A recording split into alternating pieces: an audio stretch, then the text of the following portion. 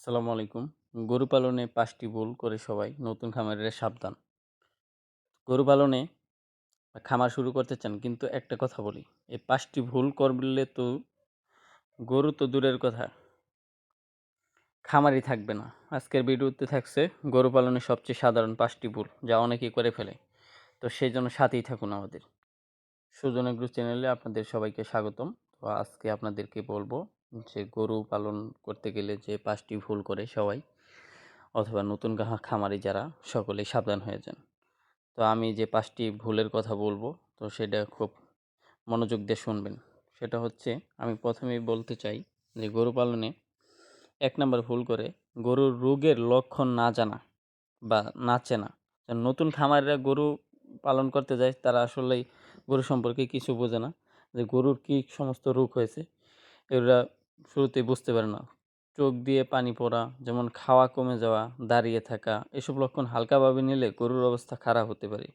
সময় মতো ভেটেরিনারি চিকিৎসকের পরামর্শ না নেওয়াটাই হলো বড় ভুল।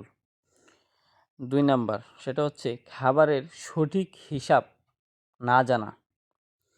আপনি যদি খামারে সব গরুকেই যে সব গরুকে একরকম খাবার দেওয়া মানে একটা সমস্যা। যেমন বাচ্চা গরু এবং দুধের গাভী আর ষাঁড়, তাদের খাবার আলাদা হওয়া উচিত। যেমন ষাঁড় গরুর জন্য আলাদা আলাদা খাবার দিতে হয়, আর গাভীর জন্য আলাদা খাবার দিতে হয়। আর বাচ্চা যেগুলা, এদেরকে আপনি যে খাবার দিবেন, এই বড়গুলার মতন এদেরকে খাবার দিলে হবে না।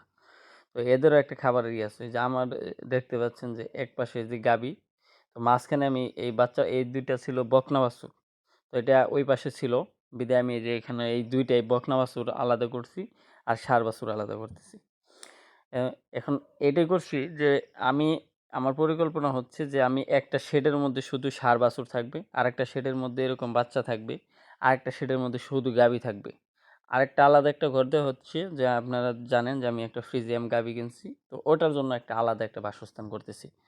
তো এগুলো সবই কাজ চলমান আছে আপনাদের দোয়ায়। তো এখন ৩ নাম্বার যেটা বলব, যে গোয়ালঘরের যে পরিচ্ছন্নতার প্রতি অবহেলা করে। গোয়ালঘর যেমন অনেকে যে গোবর থাকে, আমি এখানে প্রতিদিন সকালে ফজরের নামাজের পর থেকেই আপনাদের দোয়ায় আল্লাহর রহমতে চেষ্টা করি, আল্লাহ তাআলার ইবাদত বন্দেগী করার পরেই আমি গোয়ালঘরে আইসা প্রথমে ফার্স্টলি মানে এদেরকে হালকা কিছু খড়-টড় দেওয়ার পরেই এই গোয়ালঘরটা পরিষ্কার করি। পরিষ্কার করে যে গোবরটা ফালাই। গোবরটা ফালানোর পরে এটা একটু আমি পাইপ দিয়ে ধুয়ে দেই, যাতে এরা একটু বিশ্রাম নিতে পারে। তো ৯টা-১০টা পর্যন্ত আমার গরুগুলা ভিতরেই থাকে।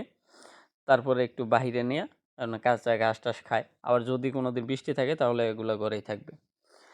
তো গোয়ালঘর পরিষ্কার, আর সপ্তাহে অন্তত একবার হলেও আপনি ব্লিচিং পাউডার দেওয়ার জন্য চেষ্টা করবেন। এগুলা ব্লিচিং পাউডার দিলে আপনার ওই ফ্লোরে কোনো রকম জীবাণু-টিবাণু থাকে না। আর ৪ নাম্বার যেটা হচ্ছে নিয়মিত টিকা না দেওয়া। গরুকে আপনি নিয়মিত টিকা দিতে হবে। যেমন সময় মতো টিকা না দিলে বিভিন্ন ভাইরাস এবং ব্যাকটেরিয়া আক্রমণে মৃত্যু পর্যন্ত হতে পারে। যেমন খামার শুরু করলে টিকার সময়সূচি জেনে নেওয়া খুব দরকার। যেমন কিছুদিন আগে ল্যাম্পি ভাইরাসে এলাকার অনেক গরুরই এরকম সমস্যা হয়েছিল। আমার একটা বাছুরের এরকম হয়েছিল। তো আমি ওই ভ্যাকসিন দিতে একটু লেট করাতে আমার এরকম হয়েছে। তো পরে আল্লাহ তাআলা অশেষ রহমতে সুস্থ হয়েছি। আলহামদুলিল্লাহ। আর ৫ নাম্বার, যে কুরবানিরকে টার্গেট করে সবাই যে গরু পালন করে, যেমন আপনার ওই ষাঁড় গরু বিক্রি করার জন্য একমাত্র সেই কুরবানির গরু। কেন? কুরবানির গরু সারা বছর কি হয়? সারা বছর কি বিক্রি করা যায় না? অবশ্যই বিক্রি করা যায়। তো আপনি চেষ্টা করবেন যে স্রোতের বিপরীতে, অর্থাৎ যে আপনার আশেপাশে যে আরও ৮-১০ জন খামারি আছে তারা যেভাবে হাঁটতেছে, আপনার সবসময় এগুলা বিকল্প পরিকল্পনা আপনার মাথায় রাখতে হবে। যেমন শুধু আপনি ওই কোরবানির হাটটি বাইছা নিলেন, তখন আপনি গরু বিক্রি করতে পারলেন না, আপনার আশানুরূপ দাম পাইলেন না, তাহলে তো আপনি অবশ্যই লস খেলেন। তো এগুলা খাবার খরচ, ল লাভ কেমন, তাদের দীর্ঘ মেয়াদী যে পরিকল্পনা ছাড়া আপনি খামারে টিকতে পারবেন না। অবশ্যই আপনাকে দীর্ঘমেয়াদী একটা পরিকল্পনা নিতেই হবে। তা না হলে আপনি এগুলা কখনোই এখানে খামার সেক্টরে আপনি টিকে থাকতে পারবেন না। তো এই ৫টি ভুল কেউ করবেন না। আর বিশেষ করে যারা নতুন খামার শুরু করতে যাচ্ছেন, তাদেরকে আমি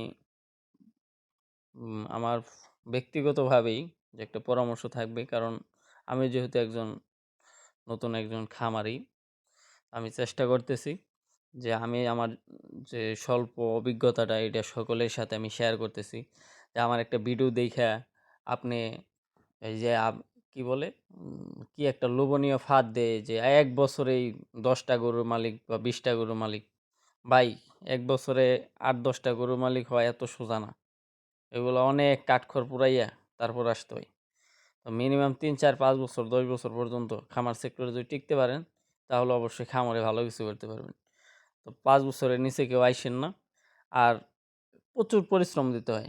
প্রচুর পরিশ্রম করার যার অভ্যাস নাই, তাদেরকেও আমি না করব। যে আমি আজকে করলাম বা ১ ঘন্টা পরে করলাম, না হবে না। বা এদেরকে টাইম টু টাইম খাবার, আর বিশেষ করে এদের যে বাসস্থান থাকে গোবর-টোবর, এইগুলো আগে পরিষ্কার করতে হইব। তো সেজন্য বলবো যে আপনি ওই লোভনীয় ফাঁদ-টাদ এগুলা না দেইখা আপনি সুন্দরভাবে নিজে চেষ্টা করেন। ১-২টা গরু দিয়ে শুরু করেন, তারপরে ভালো কিছু হবে ইনশাল্লাহ। আর বিশেষ করে এই ৫টা ভুল কেউ করবেন না। এরপরের আরোই থাকবে, ভিডিও থাকবে, পাবেন অবশ্যই। আর এই ৫টি ভুল যদি এড়িয়ে চলেন, লাভজনক এবং স্বাস্থ্যকর গরুর খামার গড়ে উঠবে ইনশাল্লাহ। দোয়া করি।